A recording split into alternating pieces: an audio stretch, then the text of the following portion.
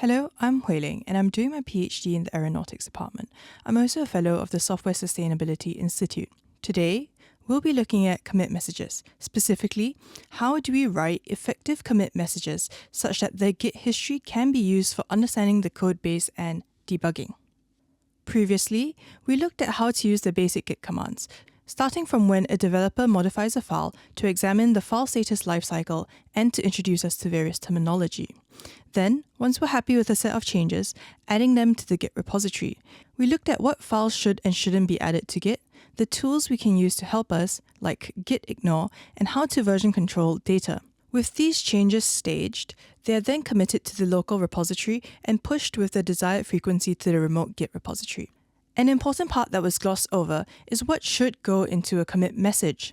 When I first encountered Git, I didn't give what should be in a commit and the message that's attached to it a second thought. It seemed obvious. With hindsight, it's clear how horrendously wrong I was. To appreciate the value of good commit messages, we must first look at how they can be used, for debugging and for understanding a codebase. As we commit changes to the repository, we eventually build a Git history. The history can be viewed using the git log command. This command shows the commit hash along with the message that is attached to the commit to create a timeline-like view of the commits. In the timeline, you can see the most recent commits are at the top and the oldest are at the bottom. If you look at the very last row, you'll see the first ever commit that was created for this repository. When you have multiple branches as I do here, passing an additional flag yields a graph-like view of the commits. With this view, it makes it visually clear that the changes in the first branch called mdbook are related to changes using mdbook for the code in the repository. And the second set of changes in the add page TOC are related to the feature that adds a table of contents to each page. Here and in subsequent talks, you'll see that branches are used as a way to demarcate a set of changes as being related to a given feature. This helps with the project organization and can be used when concurrently working on different pieces of work. The command line view is useful. However, the utility of Git increases significantly when combined with an IDE. Shown here is an example in PyCharm. In this example, I want to understand what changes have occurred to this function called area under the curve to understand how a bug was fixed. From the log view of the history, I can see that there were 3 commits relating to an initial implementation, a fix with documentation tests, and finally, a type checking method used. From the messages, I'm able to deduce that the middle commit is the one that I want to look at. In the code, you can see the difference between the first commit and the second commit. In this part of the code, the only change is in the documentation, which means it isn't the lines of code that I'm looking for, and I'll need to look further down to the implementation of the method. Another useful feature is the git blame view when reading the source code. Here, the IDE annotates the current line with the latest commit message. In a single glance, I'm able to see why the code had changed. In this case, the one-line summary tells me that it was related to a bug fix that had only appeared after running my code on the HPC. And the elaboration explains the cause of the bug. That is, that it is related to the meta keyword argument that is seen in the next line. Thus, it aids in the understanding of what the code is doing and the rationale behind it. This is both a blessing and a curse of Git blame. The curse comes in the form of having to confront the sobering reality that the person that wrote that horrible bit of code or that introduced the bug was myself. There is the occasional exception where looking at Git blame does prove to be vindication. Git log and Git blame are interfaces that IDEs provide a means to view the information that is stored in Git. However, equally important are the messages that have been attached to each of these commits. If in this example, the message had been vague like HPC fix or a ramble that didn't get to the point within 80 characters, then this Git blame view is useless. With this in mind, how should we write our commit messages? From the examples, it is clear that the first line of our commit is very important. It is a human-readable identifier of the commit. Thus, it must orient you and be concise, single line that summarizes the commit. The convention is then to leave an empty line so that it's visually clear that the subsequent texts are not part of the summary. This text is where you can add additional details on the changes in the commit. For these details to be useful, the why behind of the change must be captured. Until this was pointed out to me, I had always found looking at my Git history felt useless, and I had begun to start realizing this the hard way. So, when I first heard this piece of advice, everything finally clicked. The art and the point to writing good commits is about creating a form of living documentation. This is why the rationale to the change and referencing any related discussions or issues are of vital importance. It provides a means to figure out what the thinking behind the change is at a later date. Git, by definition, captures the what of the changes, but it can't capture the why. This places the onus on the user to ensure that it's there and captured. When providing more details, what should you keep in mind? Firstly, if possible, cross-reference any GitHub issues or discussions that are related to the set of changes. Secondly, they should be written for the audience to be someone else or future you several years later, such that introspection into your thoughts aren't possible. I've found it useful to reread the commit message from the perspective of someone else that has a very superficial knowledge of what's going on. Thirdly, and this is the most important, we must not let perfection get into our way of making a commit. It does not need to be a masterpiece. I am a firm believer that if something is worth doing, it's worth doing halfway. At the very least, a commit captures what had changed.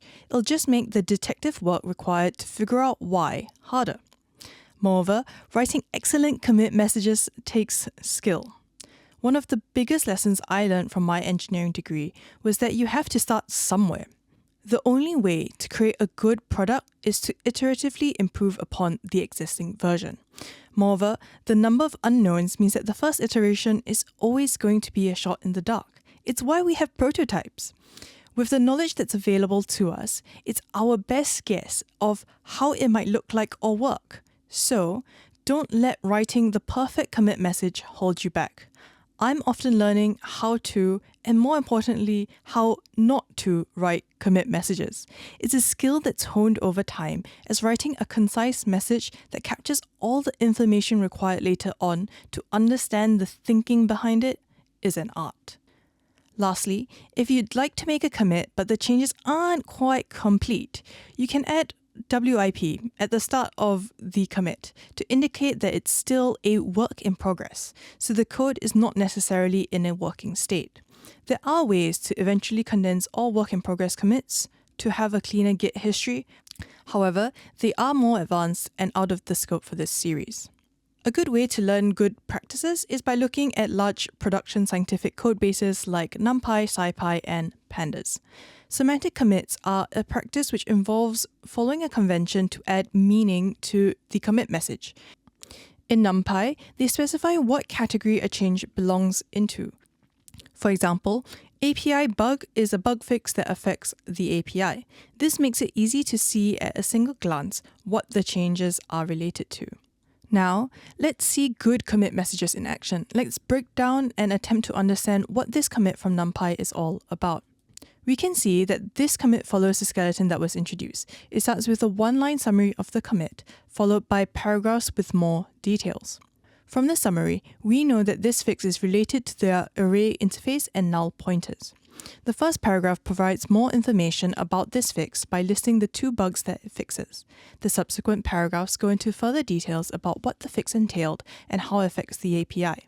Importantly, it dives into the rationale behind the decisions that were made and how the fix was handled. This is key information that, if excluded, could leave future developers wondering why they decided not to deprecate the code path. Armed with this knowledge of how to write good commit messages, let's now look at how not to write commit messages. Having a commit message that simply says small changes is a terrible practice to have. Anything approximately equivalent to fix, oops, save work, and update files are equally bad. None of them capture the why of the change, and if you ever need to look over the Git history, it'll be impossible to know what small changes refers to.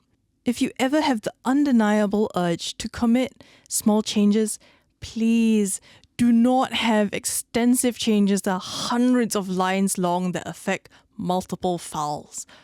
Almost as bad as small changes is specifying in the message which file had changed. This does not add any additional information as Git already captures the file changes and it can tell you which file this occurred in.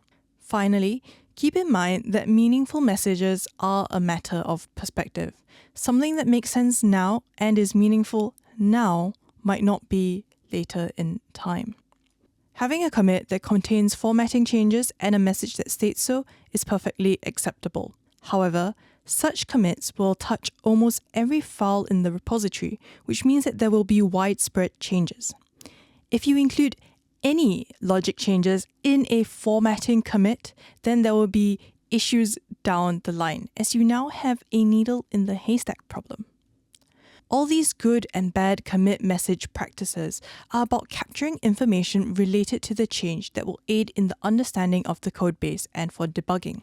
The diff captures the what of the change. The message is the why of the change. When we put the two together, it can lessen the amount of detective work needed to decipher what is going on as it acts as a form of documentation. Now, how can we use this time machine into the past to understand code? This is an example from when I was working on the Java programming language. My task early on was to look into this security vulnerability called CVE 2015-4843 to understand the cause of it based on the fix. I'm going to be showing some code, and I'd like to point out I don't expect you to be able to follow the technical aspect. I'm just using this as a way to demonstrate how one could use the information available to piece these things together. From the name of the CVE, I had to find the commit in the GitHub repository that fixes it. Through some trial and error, I found that the number at the end of the CVE description would relate the reported vulnerability to the commit that implements the bug fix. Having located the commit, the first thing to do was to read it. It states that it's a bug fix for more direct buffering. Unfortunately, the elaboration does not provide any additional useful information. This is a slightly unique setup where information related to a set of changes can exist in two places. I went back to the report to see if I could find more information. That's where I struck gold. It appears that their convention had been to be fairly brief with the commit message, as this alternative platform allowed them to be more verbose about the fix and how the bug presented. Now, it's time to put the two pieces of information together, the message and the diff. The start of the message mentions there being an integer overflow issue. For the uninitiated, an integer overflow means that the value of the whole number stored in an integer can become so large that the integer can no longer hold it. An example of what could happen as a result is that the value becomes 0. In the changes, one can see that the variable I has been casted from an integer to being a long. As a long is larger than an integer, this issue is fixed as it's now large enough to hold the value. To summarize, when effective commit messages are combined with the diff that Git provides, it acts as a time machine to understanding the rationale behind the implementation. This helps with the debugging and navigation of an unfamiliar codebase. With time, it's easy to lapse into unintentionally writing less informative commit messages. As such, it's important to be mindful that we are building a form of living documentation that will make our lives easier. In the next talk, we'll be exploring atomic commits. Atomic commits are commits that only relate to one logical change. We'll be exploring what they are and why it's worth taking the time and effort into making atomic commits. Thank you, and I hope you enjoyed my presentation.